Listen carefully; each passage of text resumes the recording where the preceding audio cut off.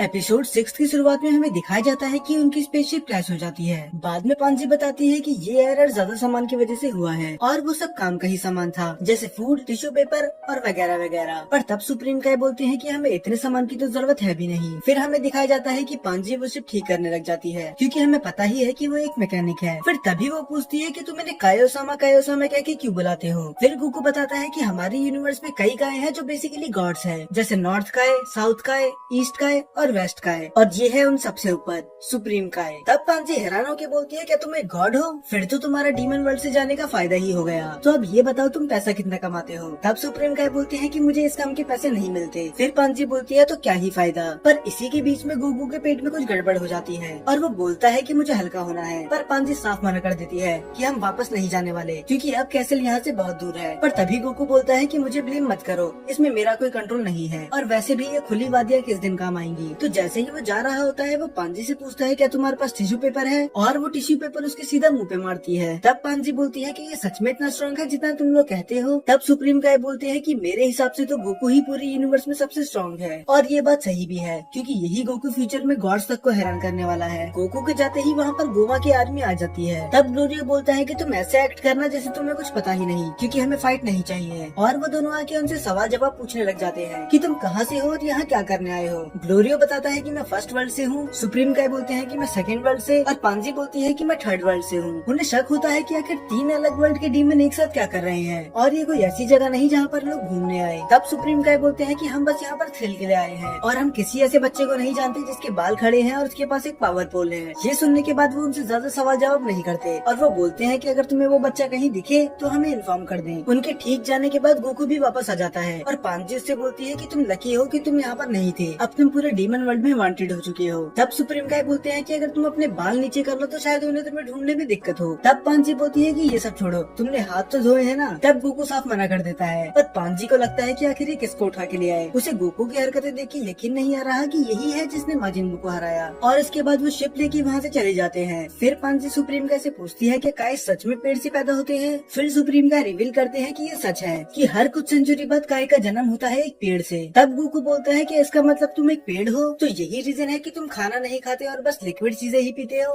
फिर पांजी बोलती है कि इसका मतलब देगासू भी तुम्हारा ब्रदर है। फिर वो बताता है कि देगासू का भी जन्म उसी ट्री से हुआ था जब मैं 216 साल का था, तो हाँ तुम कह सकते हो कि वो मेरा छोटा भाई है। फिर गोकू पूछता है, तो क्या सभी काय एक ही ट्री से आते हैं, जैसे एल्डर काय, किबीटो और किंग काय? तब सुप्रीम काय बताते हैं कि ऐसा नहीं है, दरअसल पूरे 5 ट्री हैं जिनसे 5 अलग अलग काइस का जन्म होता है। फिर पांजी पूछती है कि आखिर देगासू पीछे क्यों रह गया, क्योंकि सभी काइस तो ये वर्ल्ड छोड़ के चले गए थे। फिर वो बताता है कि देगासू हम सबसे अलग था, वो बाकी काइस के साथ मिलजुल के नहीं रहता था और उसकी सोच सबसे अलग थी, तो यही रीजन था वो बाकी काइस के साथ नहीं आया। फिर पांजी पूछती है कि उस जीनियस साइंटिस्ट का क्या, जो उसी के साथ रहती है। तब वो बताती है कि वो अरेंज है, मेरी बड़ी बहन, जिसे हमने पहले एपिसोड में भी देखा था। वो भी एकदम देगासू की तरह है और वो एक मैड साइंटिस्ट है। फिर गोकू बोलता है कि तुम्हारे सभी भाई बहन बहुत अजीब हैं, और सुप्रीम काय बोलते हैं अब इसमें मेरी तो कोई गलती नहीं है। थोड़ी देर बाद रात होना शुरू हो जाती है और गोकू हैरान होता है कि अभी भी इतना उजाला क्यों है। तब पांजी बताती है यहाँ पर 2 सन है, और यही रीजन है कि यहाँ पर रात में भी इतना उजाला होता है। तभी ग्लोरिया बोलता है कि हमें कहीं रुक के खा पी लेना चाहिए और रेस्ट कर लेना चाहिए, ताकि हम सुबह जल्दी निकल सके। तब पांजी बोलती है कि आसपास कोई होटल नहीं है। इस पे ग्लोरिया कहता है नहीं, हमें ये रात केव में ही गुजारनी होगी। तब पांजी बोलती है कि अगर ऐसा है फिर मैं नहाऊंगी कैसे। यहाँ पर तो उसने शिजुका वाली बात कर दी, इसका पूरा डीमन वर्ल्ड खतरे में है और उसे नहाने की पड़ी है। तब गोकू बोलता है कि अगर तुम एक दिन नहीं नहाओगे तो कुछ नहीं होगा, मैं तो कई दिनों तक नहीं नहाता। तब पांजी बोलती है कि यही रीजन है कि तुम इतने गंदे हो। इसके बाद वो एक केव में रुक के खाना खाने लग जाते हैं। तब पांजी ग्लोरिया से पूछती है कि तुमने कहा था कि तुम फर्स्ट डीमन वर्ल्ड से हो, पर तुम मुझे तो थर्ड डीमन वर्ल्ड के लगते हो। तब ग्लोरिया बताता है कि मैं थर्ड डीमन वर्ल्ड का ही हूँ, पर मुझे किसी ने हायर करा था, तभी मैं फर्स्ट डीमन वर्ल्ड में चले गया। तभी वो पूछती है कि तुम्हें किसने हायर करा था, उसका नाम क्या है। पर ग्लोरिया ये बात बताने से मना कर देता है। वो बोलता है कि अब सोने का समय आ चुका है। ये सुन के सुप्रीम काय का शक और भी ज्यादा बढ़ जाता है कि आखिर ये छुपा क्या रहा है। उसके बाद हमें दिखाया जाता है कि सभी लोग सो जाते हैं, पर ग्लोरियो कहीं आसपास नहीं होता। फिर हमें दिखाया जाता है कि वो कॉल पे किसी से बात कर रहा होता है, और वो बोलता है कि प्लान एकदम स्मूथली चल रहा है, हम कुछ ही दिनों में वहाँ पहुँच जाएंगे। और फिर हमें रिवील करा जाता है कि जिसके लिए ये काम करता है वो कोई और नहीं, सुप्रीम काय की बड़ी बहन अरेंज थी।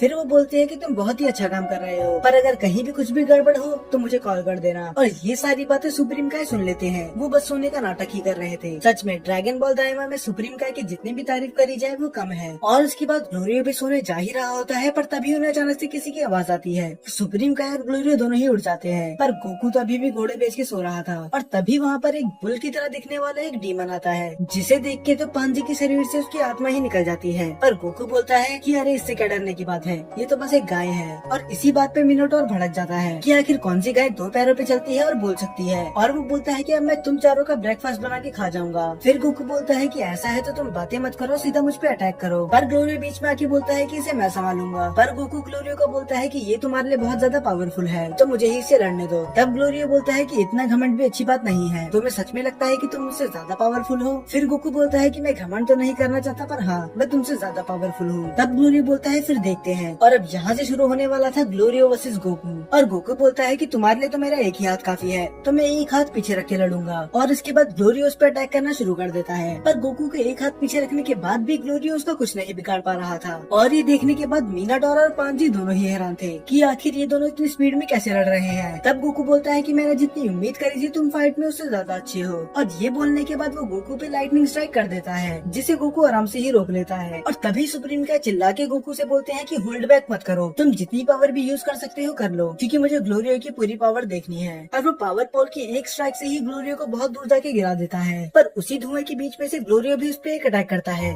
जिससे उसका पावर पोल नीचे गिर जाता है। और ग्लोरियो अपनी पूरी एनर्जी एक ही अटैक में लगा देता है। और इसके बाद वो होता है जिसका हम सभी को इंतजार था। फाइनली गोकू बन जाता है सुपर सैयन। ग्लोरियो ने अपनी पूरी एनर्जी लगा दी थी, पर गोकू तो अपनी जगह से हिलने का नाम भी नहीं ले रहा था। और गोकू उसके अटैक को बस अपने एक हाथ से ही रोक देता है, जैसे कि वो कुछ हो ही ना। और ये करने के बाद वो ठीक उसके पीछे टेलीपोर्ट हो जाता है। फिर गोकू बोलता है लगता है मैं जीत गया। और अब ग्लोरियो को भी पता चल गया था कि वो गोकू को नहीं हरा सकता, तो वो अपनी हार मान लेता है। फिर गोकू उस मिनोटोरस के पास जाके बोलता है कि आप तुम तैयार हो फाइट के लिए। पर उसकी तो डर के मारे हालत ही खराब हो चुकी थी। उसे तो लगा था ये 4 मामूली बच्चे हैं, पर ये तो उसके भी बाप निकले। तब वो बोलता है कि मेरा पेट तो भरा हुआ है, तो तुम लकी हो तो तुम जा सकते हो। और वो दबे पाँव वहाँ से चली जाता है, क्योंकि उसे पता है कि अगर वो लड़ाई में कूदा तो उसका ब्रेकफास्ट खुद ही बन जाएगा। और इसके बाद हमें दिखाया जाता है कि बुल्मा शिप सही कर रही होती है और वेजिटा इधर पागलों की तरह ट्रेनिंग कर रहा था, क्योंकि उसे भी डीमन वर्ल्ड में जाना था कुछ फाइट करने, पर उन लोगों ने तो उन्हें यही छोड़ दिया। तब बुल्मा बोलती है कि अब शिप बिल्कुल रेडी है, तो हम जाने के लिए तैयार हैं। तब कीपिडो बोलता है कि मैं तुम्हें वहाँ लेके जाता हूँ। और वो शिप में बैठ के जाने ही वाले होते हैं, पर वो शिप वहीं पर खराब हो जाती है। बुल्मा से तो ये उम्मीद नहीं थी। और वो शिप खराब होने के बाद ये एपिसोड यहीं पर खत्म हो जाता है। पर निराश होने की कोई बात नहीं है, क्योंकि हमें पता ही है कि हाइबीज इन्हें लेने आता ही होगा और वो इन सबको अपने साथ डीमन वर्ल्ड लेके जाएगा। तो हो सकता है नेक्स्ट एपिसोड में हमें प्रिंस ऑफ ऑल सीन की एंट्री देखने के लिए मिल जाए, जिसका हम सभी को बेसब्री से इंतजार है।